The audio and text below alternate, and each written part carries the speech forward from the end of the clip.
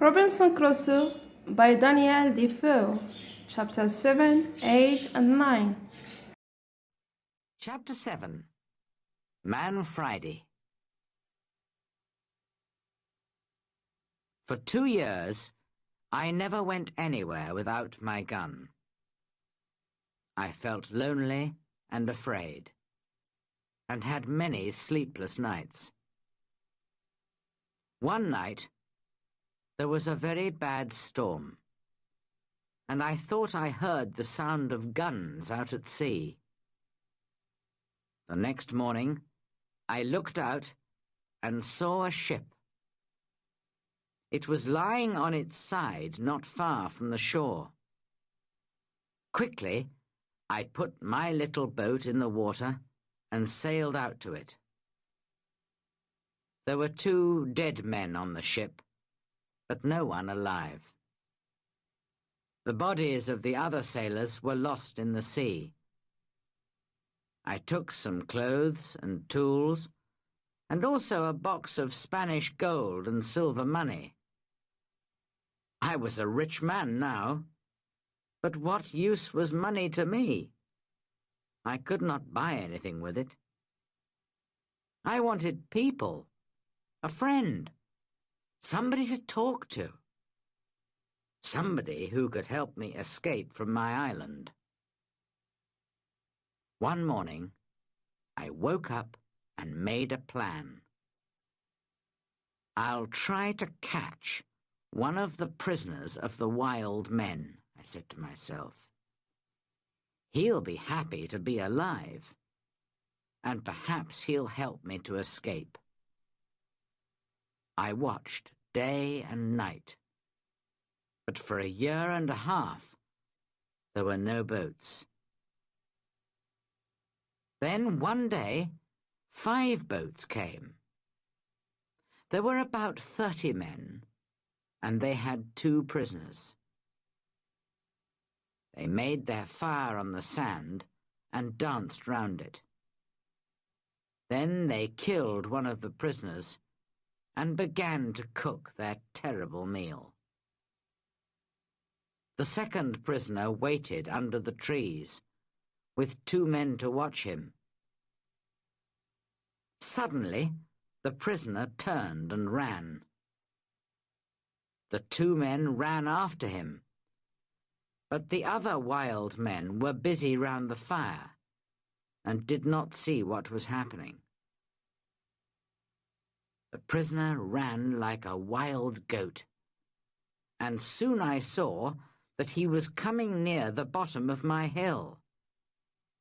As fast as I could, I ran down the hill and jumped out of the trees between the prisoner and the 2 wild men. I hit the first man with the wooden end of my gun, and he fell down. But I had to shoot the second man. The poor prisoner did not move. He was afraid of the noise of my gun. I called to him and tried to show him that I was friendly.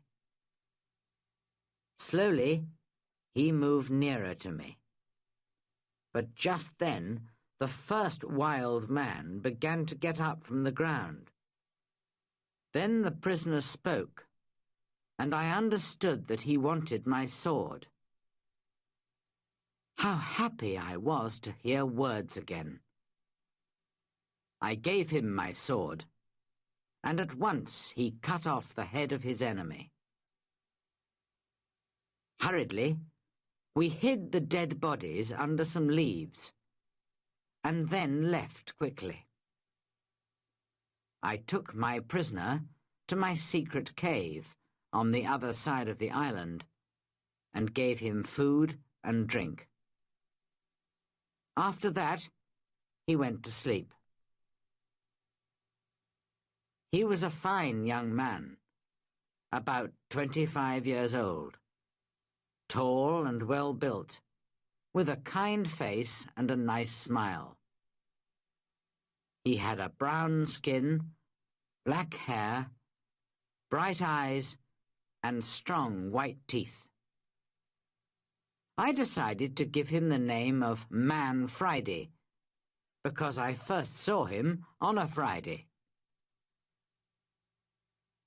When he woke up in the morning, he ran out to me. I was milking my goats in the field, and he got down on the ground and put his head near my foot.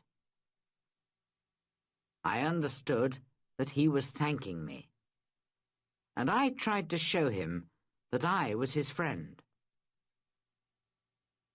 I began to teach him to speak English, and soon he could say his name, Master, and yes and no. How good it was to hear a man's voice again. Later that day, we went back to my first house. We went carefully along the beach, but there were no boats and no wild men. Just blood and bones all over the sand. I felt ill, but Friday wanted to eat the pieces of men's bodies which were still on the ground. I showed him that this was terrible for me, and he understood. When we got to my house, I gave Man Friday some trousers, and I made him a coat and a hat. He liked his new clothes very much. Then I made him a little tent to sleep in. But for a few weeks, I always took my gun to bed with me. Perhaps Friday was still a wild man, and would try to kill me in the night. At first, Friday was very afraid of my gun. Sometimes he talked to it and asked it not to kill him. Friday was a quick learner, and his English got better day by day. He helped me with the goats and with the work in the cornfields, and soon we were good friends. I enjoyed teaching him, and most of all, having a friend to talk to. This was the happiest of all my years on the island. Friday and I lived together happily for 3 years. I told him the story of my adventures and about life in England. And he told me about his country and his people. One day we were at the top of the highest hill on the island, and we were looking out to sea. It was a very clear day, and we could see a long way. Suddenly, Friday began to jump up and down, very excited. "What's the matter?" I said. "Look, Master, look!" Friday cried. "I can see my country. Look over there." I looked, and there to the northwest, between the sea and the sky, was a long, thin piece of land. I learnt later that it was the island of Trinidad, and that my island was in the mouth of the river Orinoco on the north coast of South America. I began to think again about escape. Perhaps Friday wanted to go home too. Perhaps together we could get to his country. But what then? Would Friday still be my friend? Or would his people kill me and eat me? I took Friday to the other side of the island and showed him my big canoe. It still lay under the trees. It was very old now, and there were holes in the wood. "Could a boat like this sail to your country, Friday?" I asked him. "Oh, yes," he answered. "A boat like this can carry a lot of food and drink. Then we'll make another canoe like it, and you can go home in it, I said. But Friday looked very unhappy. Why are you angry with me? He asked. What have I done? Why do you want to send me home? But I thought you wanted to go home, I said. Yes, but you must come with me. Kill me if you want, but don't send me away from you.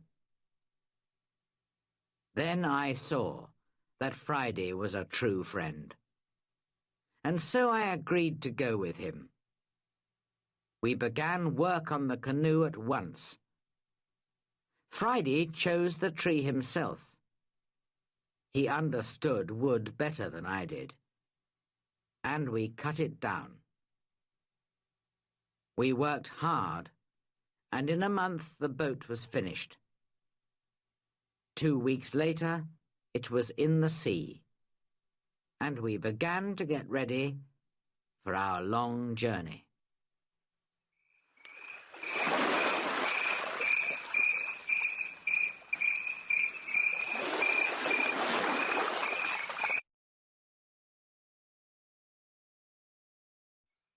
Chapter 8 Escape from the Island. I was now in my 27th year on the island, and I did not want to be there for another year. We worked hard to get the corn in and to make a lot of bread. We had dried fruit and salted meat and big pots to keep water in. One evening, Friday went out to look for a turtle for meat and eggs. But in less than an hour, he was back, and he looked very afraid. Master! Master! He cried. There's a great ship near the island, and men are coming to the shore in a boat. I jumped up and ran with him down to the shore. To my great surprise, I saw that it was an English ship. But why was it here? English ships never came this way. Perhaps they were pirates. Don't let them see you, Friday, I called. We'll hide in the trees and watch.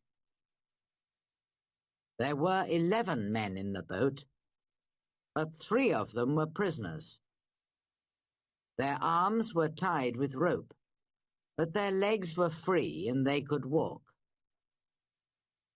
The other sailors pushed the 3 prisoners up the beach, laughing and shouting and hitting them.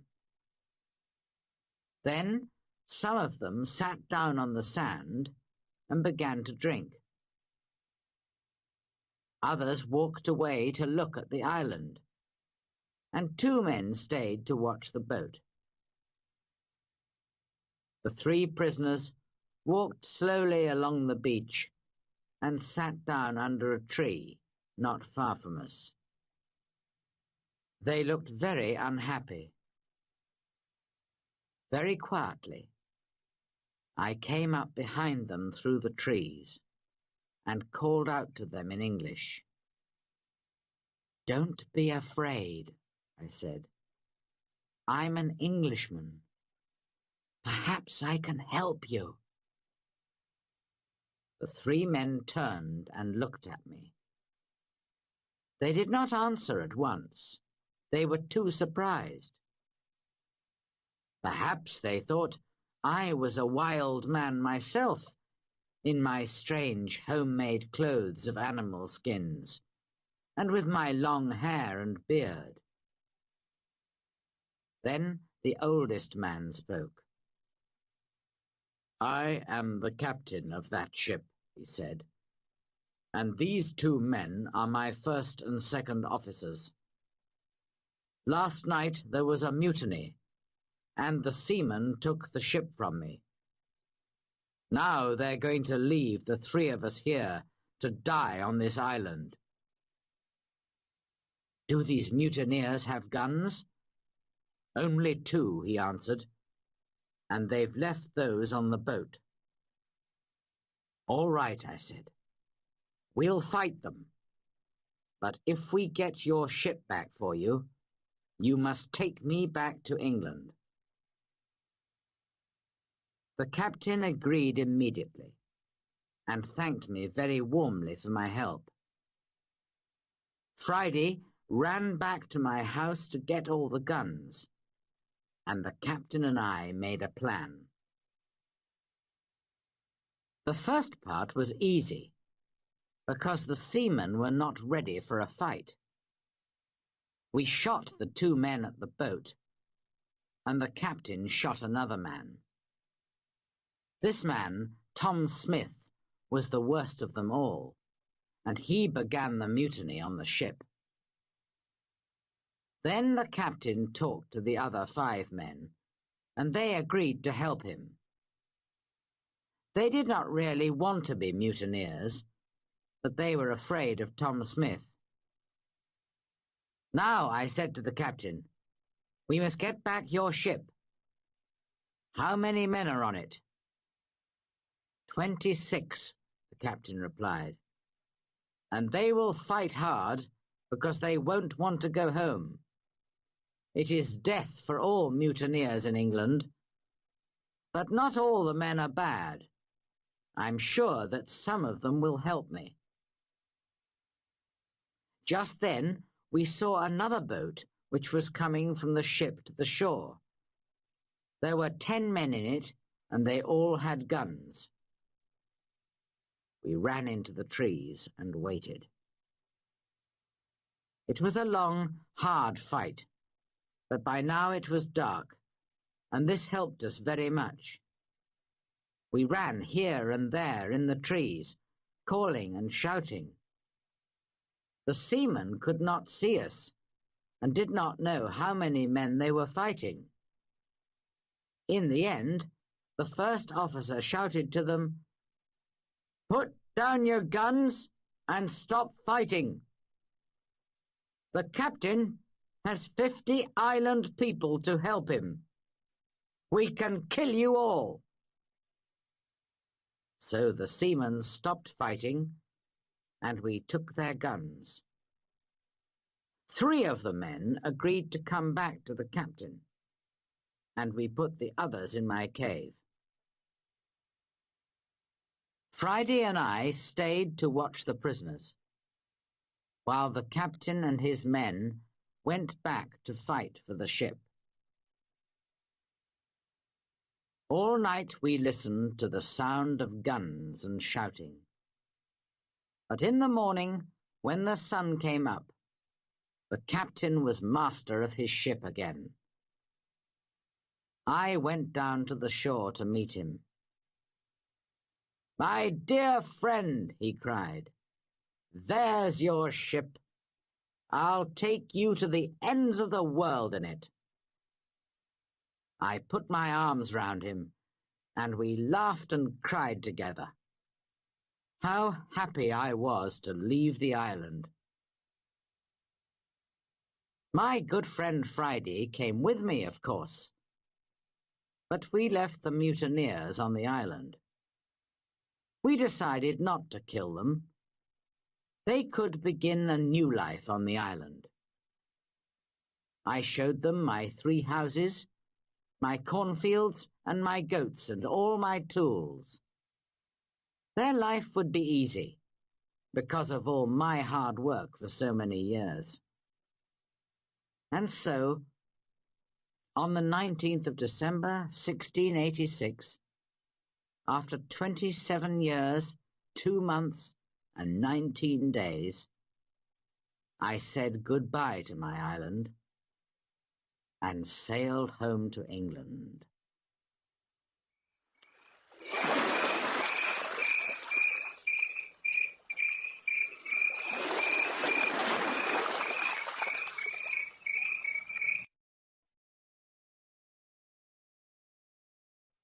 Chapter 9. Home in England. When I came back to England, I felt like a stranger in the country. Many things were different, and not many people remembered me. I went home to York, but my father and mother were dead, and also my 2 brothers. I did find the 2 sons of one of my brothers. They were happy to learn that I was alive, and I was pleased to find some family. After some months, I decided to go down to Lisbon in Portugal.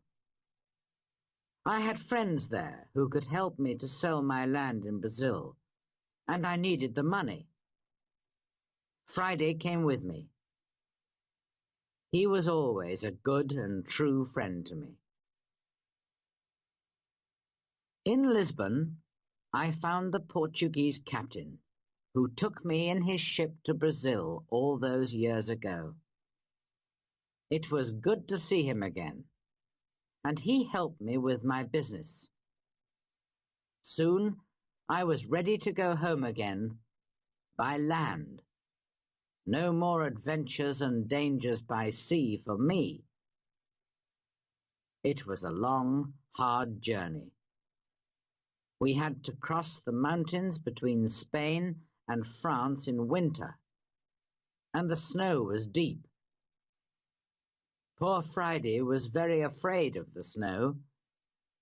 In his country it was always hot, and he did not like cold weather. Back in England, I found a house and began to live a quiet life. My 2 nephews came to live with me.